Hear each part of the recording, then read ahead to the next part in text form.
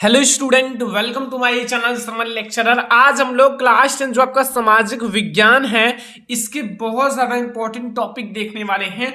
जैसे आपके बोर्ड परीक्षा में पूछा जाता है जर्मनी का एकीकरण, ठीक है, जर्मनी का एकीकरण, और पूछा जाता है इटली का एकीकरण, ठीक है।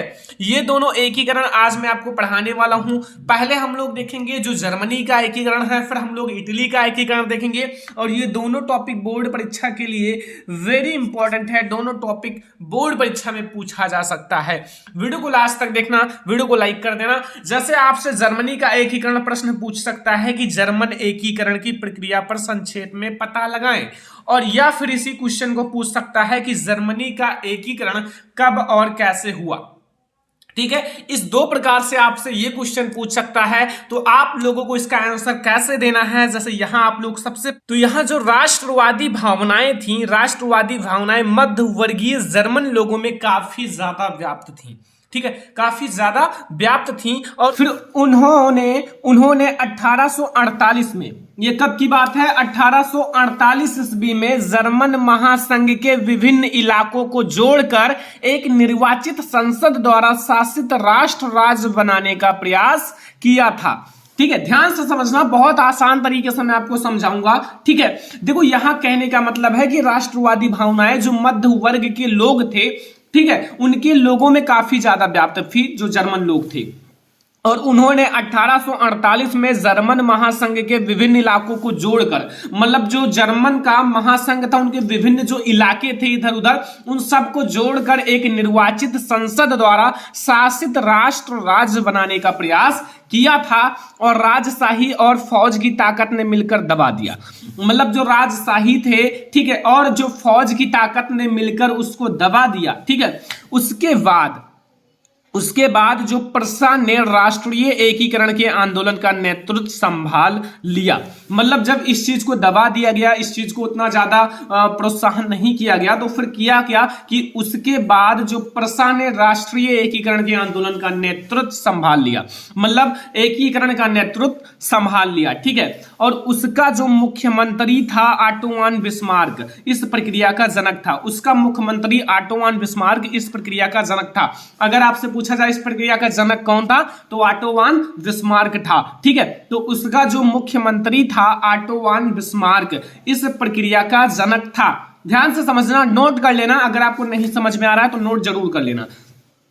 जिसने प्रसा की सेना और नौकरशाही की मदद ली, जिन्होंने प्रसा की सेना, जो प्रसा की सेना थी, जैसे प्रसा की जो सेनाएं थे, जो सेना में थे, फौज में थे, और जो नौकरशाही थे, जो नौकरी कर रहे थे, उन सारे की मदद ली, मतलब मदद लिया, क्योंकि मदद लेना जरूरी है। अकेले तो युद्ध में कुछ कर नहीं सकते, क्योंकि विरोध में भी बहुत सारे लोग होते हैं, तो वो अगर अकेले रहोगे तो तुरंत हरा देंगे। तो प्रसा की जो सेना थी, सेना और नौकरशाही की मदद ली। और 7 वर्ष के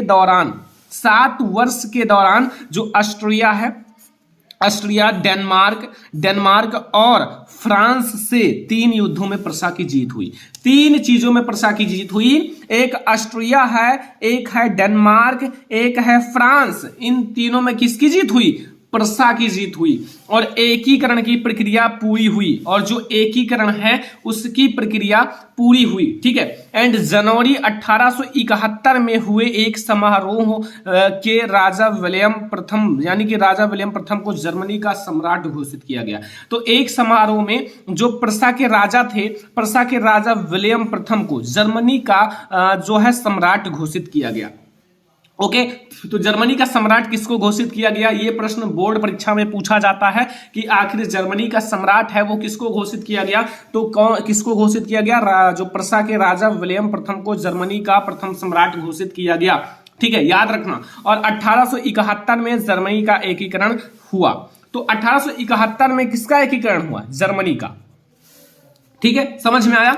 तो जर्मनी का एकीकरण बस इतना है। और अगर आपको समझ में आ गया हो तो नोट कर लो, अगर आप नोट कर लोगे तो फिर जान लो बोर्ड परीक्षा के लिए बहुत ज्यादा वीआईएमपी क्वेश्चन है। देखो बहुत आसान तरीके से मैंने आपको समझाया है, केवल करना क्या है, जो राष्ट्रवादी भावनाएं हैं मध्यवर्गीय लोगों जो जर्मन के लोगों में व्याप्त थी और उन्होंने 1848 में जर्मन महासंघ के विभिन्न इलाकों को जोड़कर एक निर्वाचित संसद द्वारा शासित राष्ट्र राज्य बनाने का प्रयास किया। मतलब ऐसे आप देख सकते हो, नोट भी कर सकते हो। और जो मोस्ट इंपॉर्टेंट चीज है कि 7 वर्ष बाद जो है ना दौरान ऑस्ट्रिया, डेनमार्क और फ्रांस से 3 युद्धों में प्रशा की जीत हुई और एकीकरण की प्रक्रिया पूरी हुई। ये बहुत ज्यादा इंपॉर्टेंट है और ये बहुत ज्यादा इंपॉर्टेंट है। ऑटो वन बिस्मार्क इस प्रक्रिया का जनक था और जो विलियम प्रथम है, जो प्रशा के राजा विलियम प्रथम है, उन्हें क्या घोषित किया गया, जर्मनी का प्रथम सम्राट घोषित किया गया और 1871 में यह प्रक्रिया पूरी हो गई। ये ऑब्जेक्टिव में पूछा जाता है, ऑब्जेक्टिव क्वेश्चंस में। तो ये है हमारा सबसे पहला क्वेश्चन कि जर्मनी का एकीकरण कब हुआ, कैसे हुआ और पूरी जर्मनी के एकीकरण की प्रक्रिया। समझ में आया? तो फिर हम लोग देखें इटली का एकीकरण। तो चलो अब हम लोग दूसरा टॉपिक देखते हैं। दोनों टॉपिक वीआईएमपी है, बोर्ड परीक्षा में 100% पूछा जा सकता है। तो यहां देखो इटली का एकीकरण, देखो इटली का एकीकरण एक टॉपिक है जो बोर्ड परीक्षा के लिए वीआईएमपी है।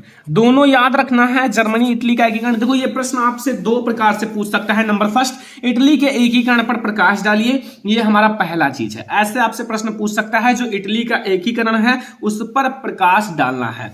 दूसरा हमसे, या फिर इटली के एकीकरण में महत्वपूर्ण भूमिका निभाने वाले 3 नेताओं का नाम लिखना है, जो 3 नेताओं ने इटली के एकीकरण में भाग लिया।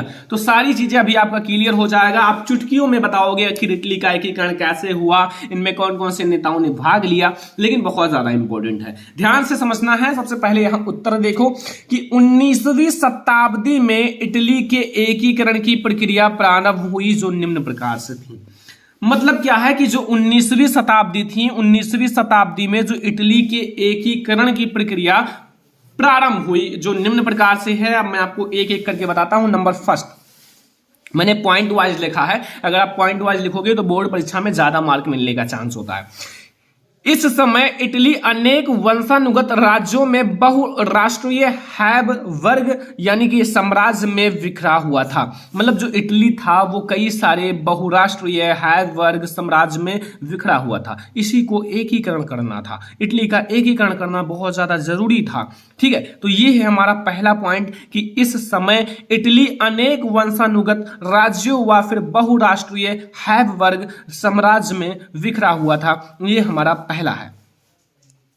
दूसरा पॉइंट आप समझो कि 1830 के दशक में जो ज्यूसेppe मैत्सनी, ये पहले वैज्ञानिक हैं जो भाग लिए, मतलब इसमें जो भूमिका निभाने वाले नेता, ठीक है, ने इटली को एकीकृत करने के लिए सबसे ज्यादा प्रयास किया। कौन प्रयास किया? ज्यूसेppe मैत्सनी ने इटली को एकीकृत करने के लिए सबसे ज्यादा प्रयास किया और उसने यंग इटली नामक गुप्त संगठन की स्थापना की।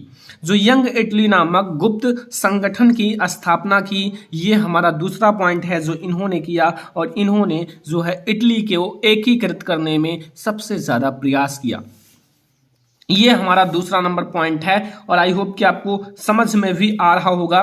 तीसरा नंबर पॉइंट आप लोग समझो, यहां लिखा हुआ है सार्डिनिया पीडमार्ट। जो सार्डिनिया पीडमार्ट के प्रधानमंत्री काबूर, ठीक है, सार्डिनिया पीडमार्ट के प्रधानमंत्री काबूर ने इटली के राज्यों को संगठित करने के लिए प्रारंभ हुए आंदोलन को नेतृत्व प्रदान किया। मतलब जो आंदोलन प्रारंभ किया गया, ठीक है, उसको नेतृत्व प्रदान किया और फ्रांस व सार्डिनिया पीडमार्ट के मध्य या फिर बीच एक कूटनीतिक संधि की।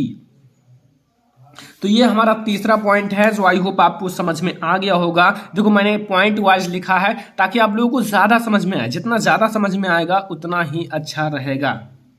ठीक है, अब चौथा नंबर पॉइंट देखो, जो हमारा चौथा नंबर पॉइंट है, यहां देखो 1859 ईस्वी में सार्डिनिया पीडमार्ट ने ऑस्ट्रिया को पराजित किया। सार्डिनिया पीडमार्ट ने ऑस्ट्रिया को पराजित किया। इस युद्ध में जो ज्यूसेppe गैरिबाल्डी के नेतृत्व में अनेक सेना ने भाग लिया। मतलब इनके नेतृत्व में अनेक सेनाओं ने भाग लिया। फिर हुआ क्या कि 5वां नंबर पॉइंट देखो, बस यहीं आपका समाप्त हो जाएगा। 1861 में विक्टर इमैनुएल द्वितीय को एकीकृत इटली का राजा घोषित किया गया और 1870 में यह एकीकरण पूर्ण हुआ। मतलब ये जो एकीकरण है 1870 में पूर्ण हुआ था। और अगर इटली का एकीकरण 1870 में पूर्ण हुआ था और जर्मनी का एकीकरण अगर पूछा जाए तो आपका कब हुआ था, 1871 में। तो आप दोनों याद रखना, ये ऑब्जेक्टिव में पूछा जाता है, ठीक है, और बहुत ज़्यादा इंपॉर्टेंट है। तो ये हमारा जो दोनों टॉपिक है, इटली का एकीकरण, एक सबसे पहले आप लोगों को इटली का एकीकरण याद रखना है, ये लॉन्ग में पूछा जाता है, ठीक है। और फिर आपको याद रखना है जर्मनी का एकीकरण, ये दोनों आप लोग याद रखना, ठीक है, जर्मनी का एकीकरण, ठीक है, ये दोनों बहुत ज़्यादा इंपॉर्टेंट है। तो आपको करना क्या है, अगर आपको ये वीडियो पसंद आया हो, आपको दोनों टॉपिक समझ में आ गया हो, तो फिर आप लोग मेहनत करके इन दोनों टॉपिक का नोट्स बना लो। मेरी एक छोटी सी रिक्वेस्ट है, अगर आप इसको नोट्स बना लोगे तो फिर बोर्ड परीक्षा में यही नोट्स अगर आप याद करके चले जाओगे और ऐसे लिख दोगे तो एक भी मार्क आपका कटने का चांस नहीं है। और आई होप कि आपको पसंद भी आया होगा। पसंद आया हो वीडियो को लाइक करना, शेयर करना अपने फ्रेंड्स के साथ। चैनल पर नए आए हो तो सब्सक्राइब कर लेना, ताकि हम आप लोगों के साथ ऐसे ही जुड़े रहें और आप लोगों के लिए इंपॉर्टेंट क्वेश्चन और अच्छे से टॉपिक्स प्रोवाइड करते रहें। तो चलो फिर मिलते हैं किसी और इम्पोर्टेंट वीडियो में, तब तक के लिए धन्यवाद।